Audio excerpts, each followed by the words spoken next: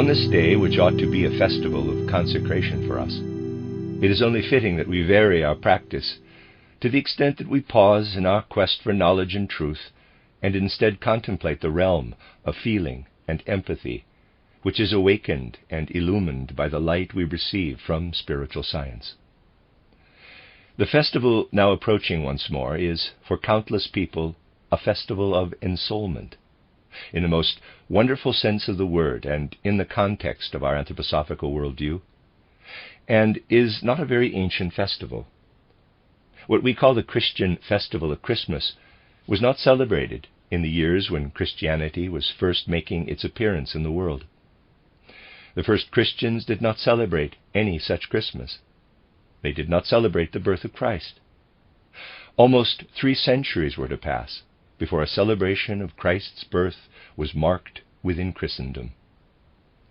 In those first centuries, when Christianity was coursing through the world, those experiencing the Christ impetus in their souls felt an inwardness that corresponded with their withdrawal from much that was taking place in external life around them, in forms it had taken since ancient times and since the Christ impetus. A dark inkling arose in the souls of those early Christians that they should act to transform earthly matters, instigate new forms in a world transfused with a new feeling, new sentience, and above all, new hope and confidence in human evolution. What was to surge forth to the very horizons of world existence was to take its starting point, we can even say literally, from a spiritual seed or kernel in Earth's interior. We have often imagined the Roman catacombs, where, sequestered from daily life, the first Christians celebrated the festivals of their hearts and souls. We placed ourselves spiritually in these places of devotion. Festivals of birth were not initially celebrated, apart from weekly Sunday festivals, in remembrance of the event on Golgotha. Also celebrated in those early times were the deaths of those who had, with deep feeling and exceptional enthusiasm, spoken of Golgotha, or who had taken significant and incisive action in the course of humanity's evolution, to the extent that they were persecuted by a world grown old. The death days of these martyrs, departed into spiritual life, were celebrated as humanity's birthdays by Christians in those early centuries. In those days, the birth of Christ was likewise not celebrated. But the genesis of this festival of Christ's birth can show us how today we can rightly state Christianity was not suddenly founded with this doctrine or another, this procedure or another, to be perpetuated from generation to generation. But we may rightly recall Christ's saying that He is with us, that He fills all our days with His Spirit. When we feel ourselves filled with His Spirit, we may feel called upon to perpetuate a never-ending onward evolution of this Christian spirit. We are not called, especially through anthroposophical spiritual development, to preserve a rigidly unresponsive Christianity, but to generate a continually regenerating Christianity into the future, a Christianity that brings forth ever new wisdom and knowledge. We never speak of the once existent Christ, but always of the eternally living Christ. And we may bring to mind the ever-living, ever-active Christ, working within us, especially when speaking of the festival of Christ's birth. The Christians of the first centuries could feel newness impressing itself upon the whole organism of Christian evolution, and that they could themselves contribute what flowed into them out of Christ's Spirit. A Christmas festival was first inaugurated in the 4th century. We can say that this first Christmas festival took place in the year 354 in Rome. This shows us particularly how, in a time less critical than ours, those confessing to Christianity were suffused with the justly divined knowledge that they should elicit ever new fruits from the great Christian tree of life. For this reason, we may honor one of the outer symbols of Christmas, the Christmas tree, such as we have here before us.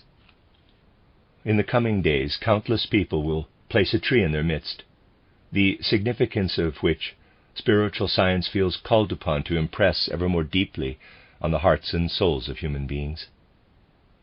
We might almost come to contradict temporal evolution, were we simply to become attached to this symbol.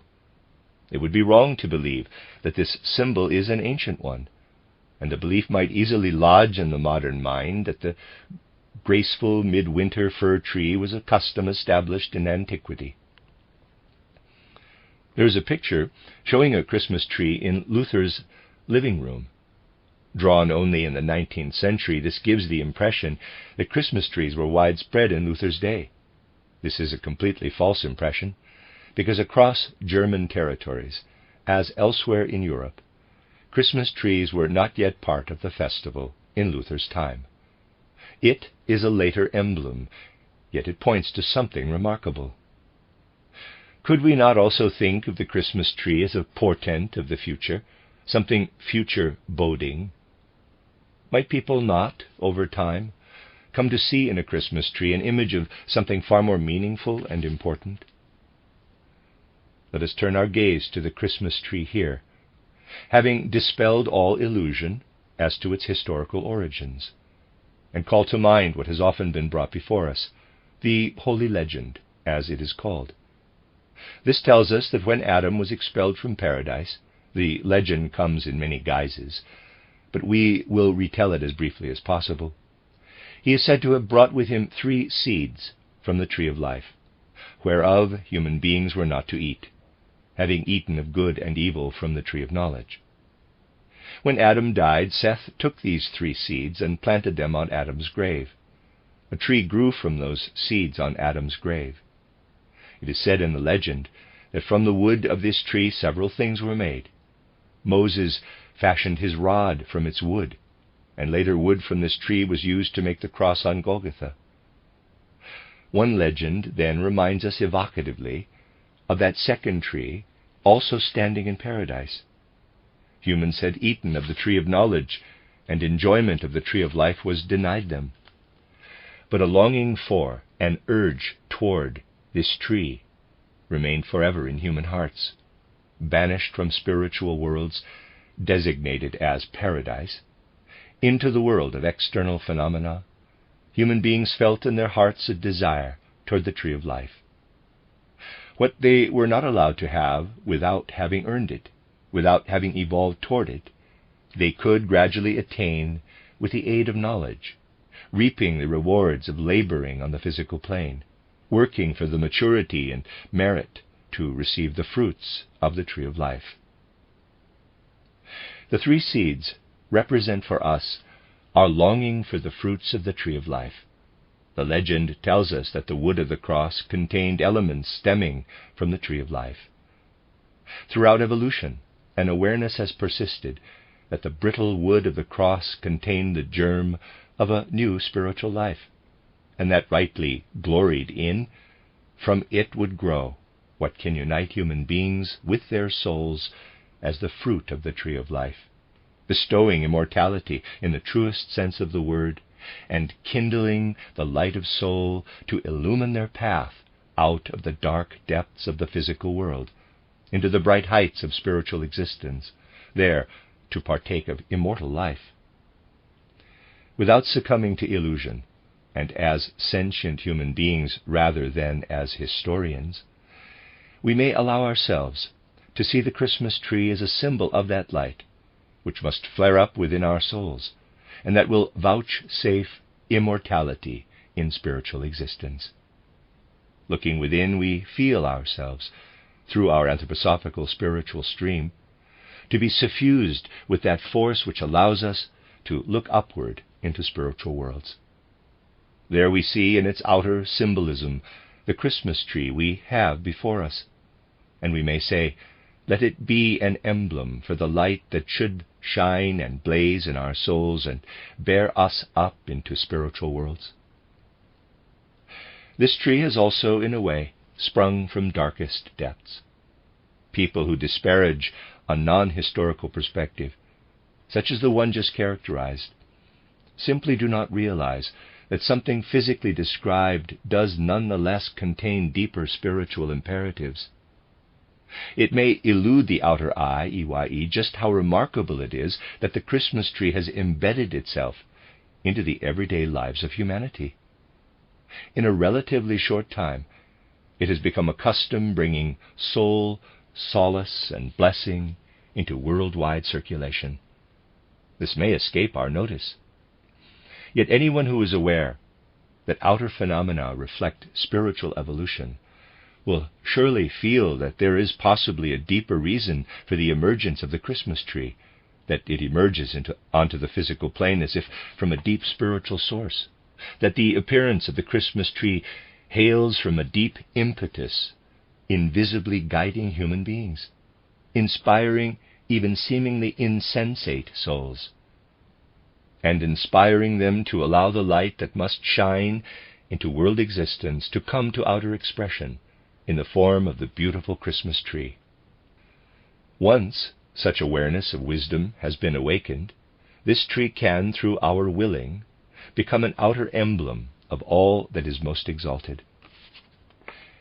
If anthroposophy is intended to be wisdom, it should be active wisdom, should suffuse all with wisdom, gilding external impressions and customs. In this way, anthroposophy may perhaps gild the tradition of the Christmas tree, which has become so materialistic and superficial, gradually warming and enlightening hearts and souls by spreading its gold across humanity of the present and the future. Permeated with wisdom, may this tree become one of our most significant symbols, newly emerging into earthly life as if from the dark underground of the soul. If we dig a little deeper and assume that deeper spiritual guidance places its motives into human hearts, it appears not without reason that human beings live out the thoughts implanted by those spiritual guides with deep inwardness around the radiant tree.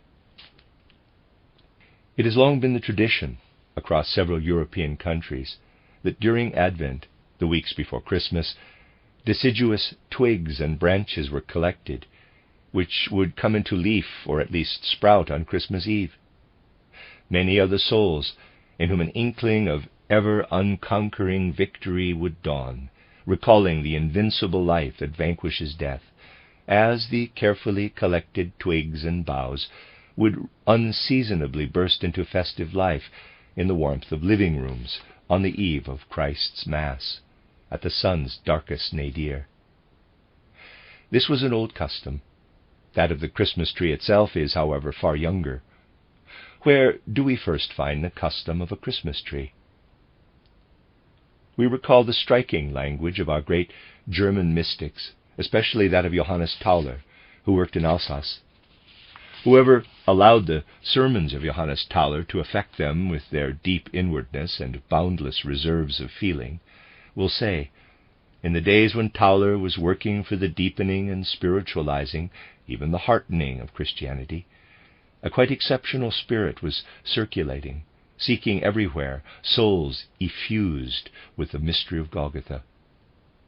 When Tauler gave his sermons in Strasbourg, his fiery words penetrated deeply into the souls of those present, creating lasting impressions that would burgeon later in memory, including his wonderful Christmas sermon. He proclaimed that God would be born for humanity 3 times over, would be thrice born. Once, in that we stem from the Father, from the great world all. Secondly, in that God descended to humanity, assuming the sheaths of human incarnation. And thirdly, that Christ will be born in each human soul, able to find that inner potential to unite with divine wisdom and give birth to higher individuality. In all manner of wondrous, festive turns of phrase did Johannes Tauler express the most profound wisdom in Strasbourg, especially on Christmas Day. This wisdom will have sunk into souls, deeply affecting them and remaining as an echo long afterward. Feelings also have their traditions. what sank into souls long since may work on from century to century. So may those feelings implanted into human souls long ago work onward, as do all true feelings suffused with spirit, into eye and hand, and may our eyes be inspired through feeling, to see in our sensory surroundings the resurrection, the birth of human spirit light. For materialistic thinking, it may therefore be a happy coincidence. But for anyone who knows how spiritual guidance throngs our existence, it will be no such mere coincidence. When we hear the first tidings of a Christmas tree inside a house reaching us from Strasbourg in the Alsace, this news came in 1642, and reported how a tree had been brought indoors for the blessing of those who wanted to see in sensory externals an image of the light that can be awakened within through the receiving of spiritual wisdom. We see how badly the German mystics were received by the Church of its day, adhering as it did to external usage, in the example of Meister Eckhart, the great forerunner of Johannes Tauler. He was declared a heretic after his death, the Church having neglected to do so during his lifetime. Those fiery words from Johannes Tauler, too, issuing from a truly Christian heart, met with little recognition. In just such a way as superficial Christianity, which does not really believe in the Spirit, related to Johannes Tauler and Meister Eckhart, do we, likewise, hear of a Christmas tree from a spiritual opponent who opined that trees were mere child's play, and that people should instead head to places where the correct doctrine could be heard. Only slowly at first did the Christmas tree custom take hold. We encounter it in isolated places in mid-Germany around the 18th century. Only toward the 19th century does the Christmas tree become an ever more frequent spiritual enhancement at Christmas, a newfound symbol of something that had been surviving throughout the centuries. For those who could truly feel not merely the sheen of verbose Christianity, but the radiance of true spiritual Christianity, it had always been the case that the Christmas tree could elicit wondrous human feelings. You will be easily convinced of the Christmas tree's recent emergence when you note that the greatest German-speaking poets wrote nothing about it. Had it been prevalent earlier, Klopstock, for instance, would have waxed poetical about this emblem. Let this Christmas tree, therefore, be a pledge that emblems of the most exalted and mighty may arise anew. Such symbols can emerge in our souls, particularly when we feel the spiritual truth of the awakening I within our human souls, that intrinsic I, capital, which senses the spiritual bond from soul to soul, and feels this to a heightened degree when human beings of noble intent work together. Just one example will be mentioned here, from which we can see how the light of the Christmas tree shone into the soul of a great leader of humankind. In 1822, Goethe, whom we have so often encountered when studying spiritual life in the light of anthroposophy, felt at the end of his Faust that only Christian symbolism could express his poetic intentions. He felt that Christianity must inspire the most noble connections between human souls, that it must found bonds of brotherly love, not based on blood, but between souls devoted to the Spirit. We feel the impetus still inherent in Christianity as potential when we think about the conclusion of the Gospels. From the cross on Golgotha, Christ Jesus gazes down upon his mother. She looks to her Son, and he bestows community on a humanity previously based only in blood relations. A mother was once given a son a mother, through bonds of blood. These blood relations were not to be abolished through Christianity. They remain. But in addition, spiritual connections are to be forged, spiritual bonds that irradiate blood relations with spiritual light. This is the reason why Christ Jesus said from the cross, "Woman, behold, this is your son." And to the disciple he said, "Behold, this is your mother." The bonds formerly only founded in blood were bequeathed from the cross as spiritual ties. Where spirit was alive, among noble-minded spiritual communities, Goethe always felt compelled to seek the true spirit of Christianity. He felt the need to allow this Christian spirit to flow from heart to eye, EYE. In 1822 he had cause to do so. The people of the Principality, to whose well-being Goethe had dedicated so much energy, had come together to found a school for the children of citizens, a civic or citizens' school. This was simultaneously a present from the people to the Prince of Weimar. Goethe knew no better way to celebrate this small event, betokening spiritual progress, than before Christmas to invite a number of people to contribute individual pieces of poetry, each according to their ability. He gathered these poems written by townsfolk into a booklet and wrote an introduction. Karl Alexander, later to become the Grand Duke, was at the time a 3-year-old boy, and he was to hand this booklet of collected poems to Prince Karl August under the Christmas tree.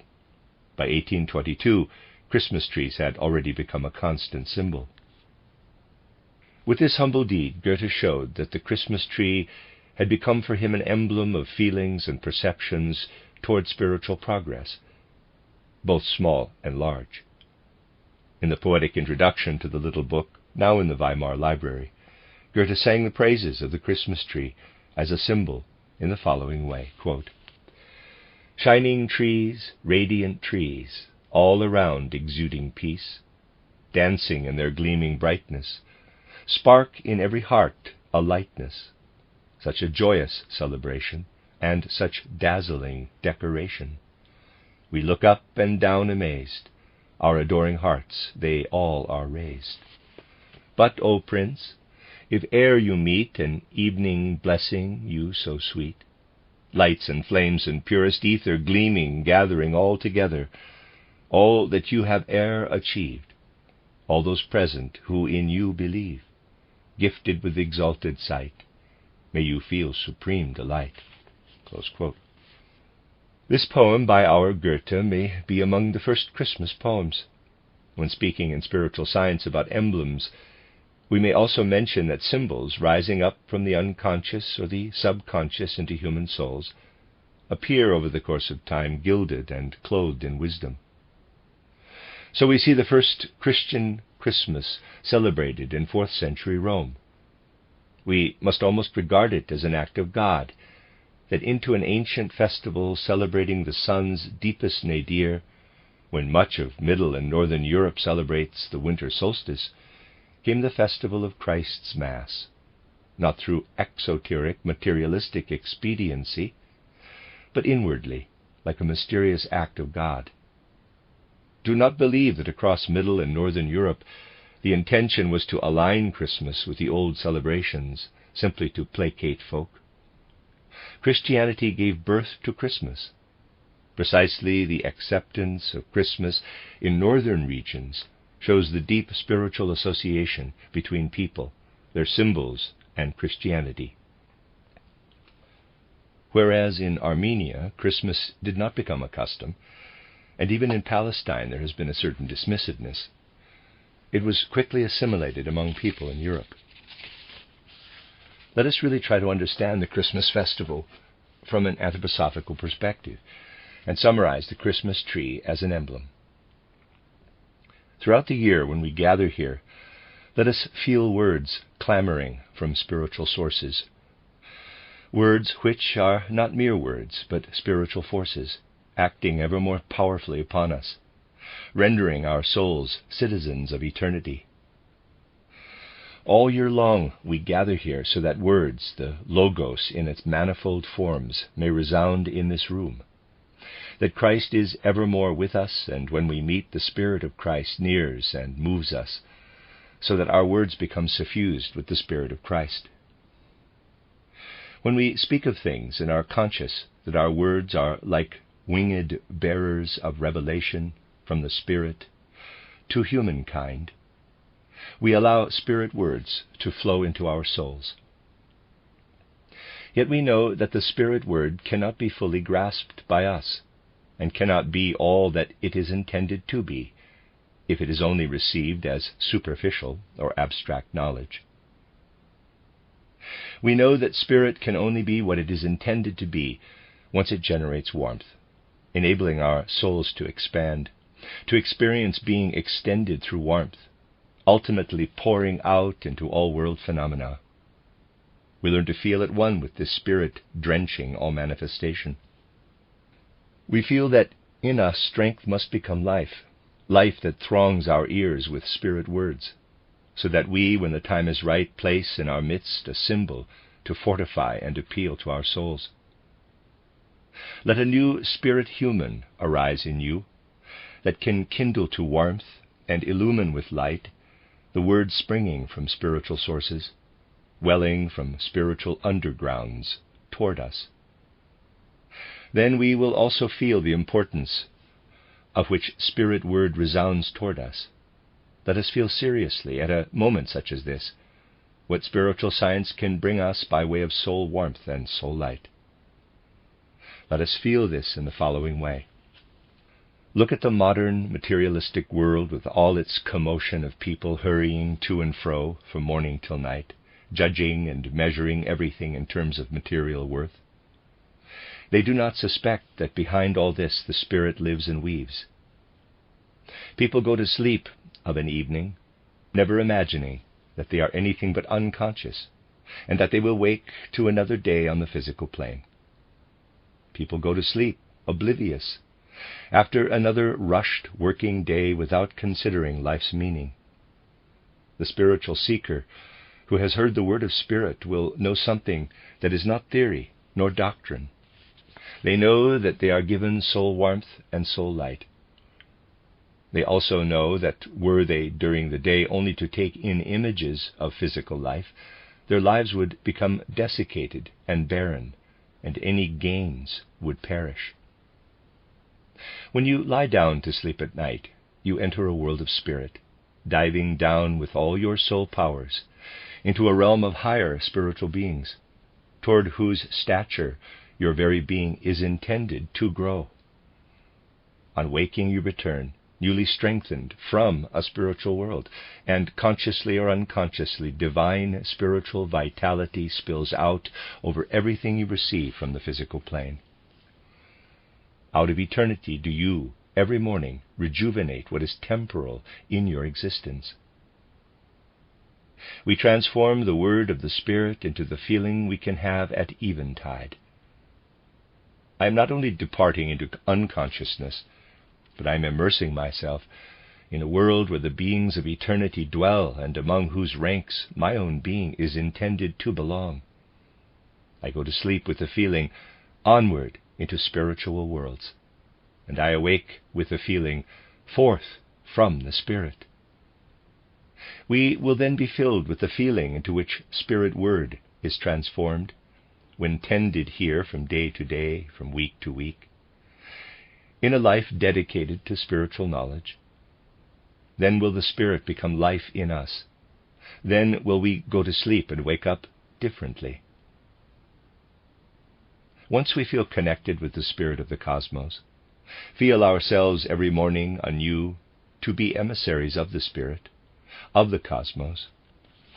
Once we gradually feel connected with the Spirit weaving through and pervading all outer phenomena, then we will also feel, when the high sun of summer radiates its life-giving forces toward the earth, how Spirit works into external phenomena, and while its outer countenance is turned toward us in the raying of the sun, its inner being is simultaneously receding.